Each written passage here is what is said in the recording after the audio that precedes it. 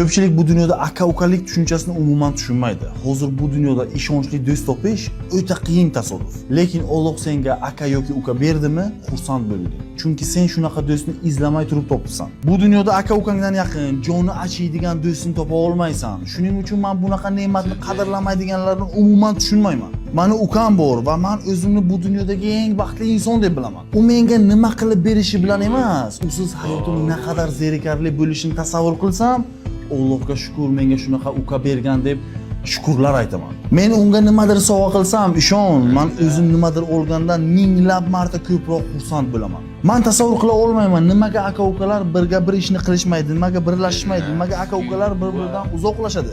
Axir aka-uka bir joyga bir mushni ursa, любой ishni qilishadi, любой ish o'xshaydi. Tushunish kerak, aka-uka o'rtasida saniki meniki emas, bizniki degan narsa bo'lishi kerak. Chunki Alloh qaysidiriga bersa, ikkinchisini rizqini qo'shib beradi. Men ukamni shunchaki hayotimda borligidan xursandman. Chunki uning ko'zlarida bolaligimdagi xotiralarim, quvonchlarim, azoblarim, otamning nigohi, onamning kulgusi bor, haqiqiy ishonch bor, sadoqat bor. Nima bo'lishidan qat'iy nazar aka-uka birlashishi kerak, xarakteri to'g'ri kelmaydi, dangasa, gapimni quloq solmaydi demang.